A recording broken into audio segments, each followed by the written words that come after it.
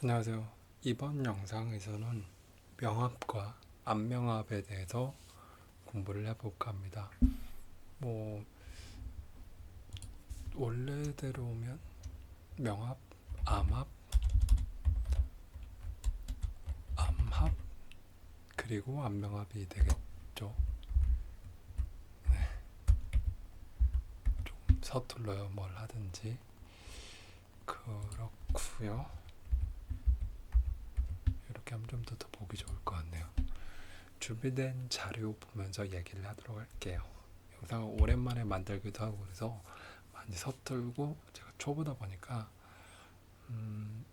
그냥 이렇게 공부를 했구나 정도로만 봐주시면 좋을 것 같습니다. 아마도 잘못된 내용이나 틀린 내용이 있다라고 하면 댓글로 얘기를 주시면 제가 댓글로 해서 다른 분들도 오해가 없게끔 하도록 하겠습니다. 일단 명합과 암합이라는 용어에 대한 구분이 필요할 것 같아요. 명합은 밝을 명자를 쓰고 암합은 어두울 암자를 쓴다고 저는 공부를 했어요. 그러니까 명합 같은 경우는 뭔가 드러나요. 그러니까 드러나는 글자는 천간에 있는 글자고 지지는 현실이고 그리고 지지 안에 숨겨져 있는 게 지장간이라고 하는 글자라고 저는 공부를 했었습니다. 그래서 우리가 아는 천간합들 뭐 갑기합 그 다음에 갑을 을경합 그 다음에 병신합 그 다음에 병정 그러니까 정임합 그 다음에 무게합 이렇게 되겠죠. 그렇게 해서 그 천간합에 대해서 공부를 해보시면 명합이 뭔지 이해가 가실 거예요. 그 부분도 제가 아직은 그 카드로 링크를 거는 거 위에 I 표시해서 오른쪽에 나오는 거를 만들어 볼 생각인데 확답은 못 드리겠어요. 저도 공부를 해봐야 되니까. 그렇습니다. 그렇고요. 그다음 암합 같은 경우는 드러나지 않는 그러니까 어둘 숨겨져 있는 글자들 즉 지지에 있는 지장간들끼리의 합이라고 보시면 될 것 같고요. 겉으로 드러나지 않지만 서로 조화롭고 돈독한 유대관계를 맺는다라고 이렇게 설명이 되어 있는 것들을 제가 요약을 해서 이렇게 표현하면 가장 좋겠구나라고 그렇게 단어들을 골라봤습니다. 그 다음에 암명합 같은 경우는 그 드러나 있는 글자랑 그 다음에 숨겨져 있는 글자들 사이의 합이 되겠죠. 그래서 천간과 지지의 지장간들 사이의 합이 될 거고요. 이 부분 같은 경우는 제가 일주들을 몇 가지를 공부를 해서 그렇게 해서 얘네들이 암명합이 됩니다라고 이렇게 공부를 해봤습니다. 일단 지지에 있는 글자들을 좀 많이 사용을 하기 때문에 그 지지에 있는 지장간들을 공부하는 내용이 좀 필요할 것 같아요. 그 부분도 제가 이거는 계속 얘기를 하면서도 머뭇거려지는데 그 링크를 오른쪽에 I 표시에 링크를 걸 수 있게끔 제가 연구를 해볼게요. 그렇고 그래서 인목 같은 경우는 지장간이 무병갑 이렇게 돼 있었고 묘목은 갑을 진 같은 경우는 을계무 이렇게 돼 있었고 사화 같은 경우는 무경병 이렇게 그래서 쭉 보시면 아마 이해가 가실 거고요. 아마 잘못된 부분이 있다라고 하면 댓글로 얘기를 해주시면 될 것 같고 지장간 공부하는 영상들 보시면 아마 이해가 가실 거라고 생각을 합니다. 그러니까 암기하는 방법에 대해서 올려놓은 영상이 있어요. 그렇고요. 다음 자료 보도록 할게요. 명합은 따로 설명할 게 없을 것 같고요. 그 천간합 영상을 보시면 될 것 같으니까 암합 같은 경우는 지지에 있는 지장간이라고 하는 게 지지 안에 있는 글자에서 천간의 기운을 며칠 주기로 순환이 된다라고 하든가 아니면 그 어떻게 표현하면 좋으려나 그 어느 기간 동안에는 어떤 글자의 기운들이 도드라지는 그런 주기성이라고 해야 되나 그렇게 저는 이해를 했었고요. 그래서 어두울 암이라고 하는 그런 한문을 바탕으로 생각을 했을 때 몰래 합을 한다. 그러니까 드러나지 않는 형태로 합을 한다라고 해서 보시면 될 것 같고요. 사주 기둥의 어느 곳에서나 암합이 일어난다라고 이렇게 얘기되어 있더라고요. 특히나 붙어 있는 지지에서 발생을 한다라고 하면 더 강하게 작용을 한다라고 이렇게 얘기가 되어 있더라고요.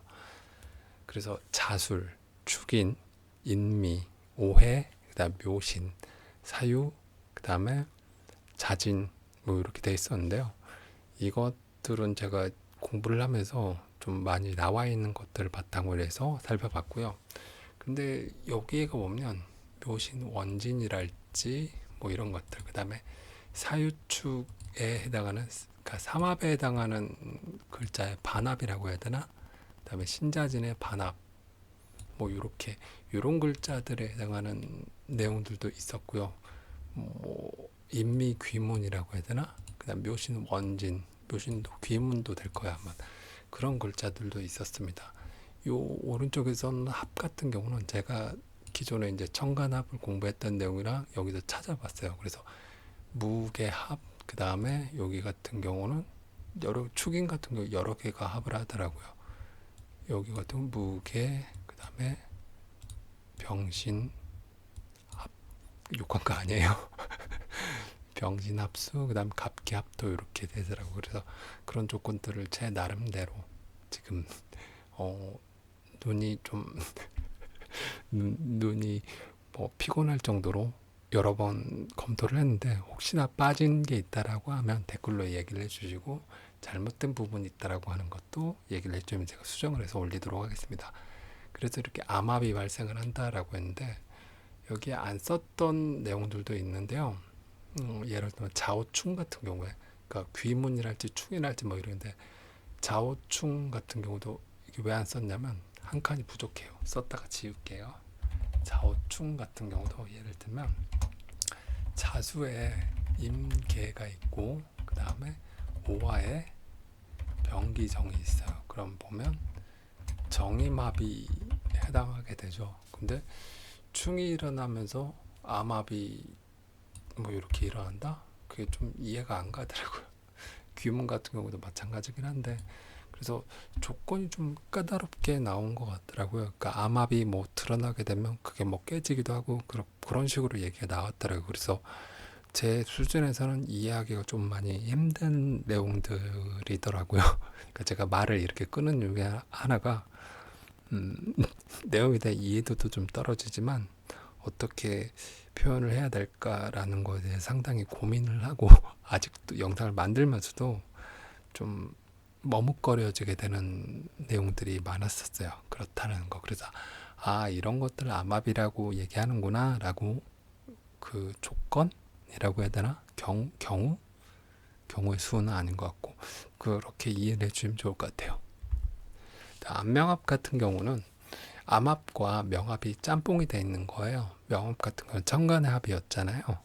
거기에 암합은 지지합인데 그게 짬뽕이 돼 있다, 섞인다라고 하면 천간에 있는 글자랑 그 다음에 지지에 있는 지장간이 합을 하는 건데, 그게 이제 작용력이 더 강한 경우 같은 경우는 같은 기둥에서, 그러니까 뭐 연주면 연주, 월주면 월주, 일주면 일주, 시주면 시주, 요런 케이스가 좀 더 강하지 않나. 그래서 이제 찾아봤어요. 찾아보고 있는 내용들 약간 검토를 해서 해봤고요. 원래 일주라고 된 내용을 지울까 말까 고민을 많이 했었는데, 우리가 일주론도 많이 살펴보고 일주가 그 자기 인생의 50%는 좀 먹고 들어간다, 작용을 한다, 이렇게 공부를 제가 했었으니까, 그래서 일주에서 그 안명함에 해당하는 그런 것들을 한번 살펴봤어요. 그래서 무토, 아까 조건은 똑같아요. 여기 위에 살펴봤던 것처럼 그 지장간을 보면 무토에, 무토가 어딨니? 무토에다가 무자일주 같은 경우는 무토랑 그 다음에 자수에 있는 임계라고 하는 지장간이 있는데, 거기에서 무토와 개수가, 무토와 자수 안에 있는 개수가 이런 식으로 해서 제가 여러분들이 찾아보시기 힘드실까봐 이렇게 정리를 해봤습니다. 그래서 정해일주 같은 경우는 정화랑 해수에 있는 해수의 지장간이 그 다음에 그 다음 뭐라 해야 될까, 무갑임이 되겠죠. 저도 이제 지장간 외우는 거를 깜빡깜빡해요. 그래서 찾아볼게요. 해수는 무갑임 맞죠? 이런 식으로 공부를 합니다. 그렇고요. 그래서 무게합화 이거는 청간합을 좀 잊어먹을까봐 써봤는데, 무게합 같은 경우는 이게 화가 들어가는 경우도 있고 안 들어가게 설명을 하는 분들도 계시더라고요. 근데 일단은 외우기 편하니까 저는 이렇게 무게합화, 갑기합도, 그다음에 을경합금, 그다음에 병신합수, 정임합목 이렇게 외워봤고요.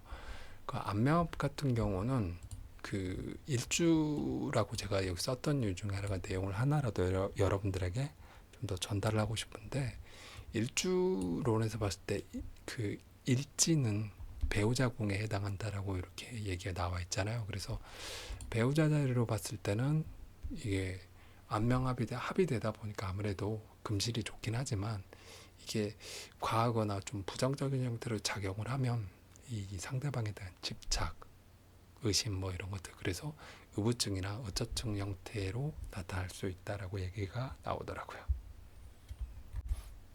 자, 그래서 이번 영상에서는 명합, 드러나 있는 합이에요. 그래서 청간합을 얘기를 하고, 암합 같은 경우는 숨겨져 있는 어두운, 즉 지지 안에 숨겨져 있는 지장간들끼리 합, 그리고 안명합 같은 경우는 청간에 있는 글자랑 그 다음에 숨겨져 있는 지지의 글자가 합하는 거다.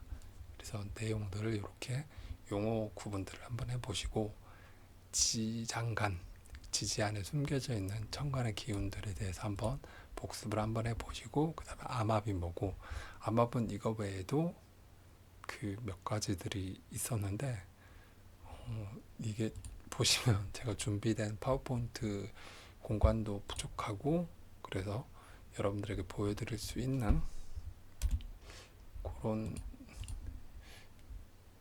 칸이 한정이 되어 있어서, 그래서 몇 가지들만 썼기 때문에, 그리고 이게 뭐 충이 나오고 그다음에 형충, 그다음에 뭐 기문 이런 것들이 있으면 뭔가 복잡한 것 같더라고요. 그래서 머리에 한계, 그리고 초보자는 아직은 여기까지 하면 좀 이 사주명리학 공부하는 것 자체가 좀 많이 힘들어질까봐, 그래서 이렇게 했다라는 거.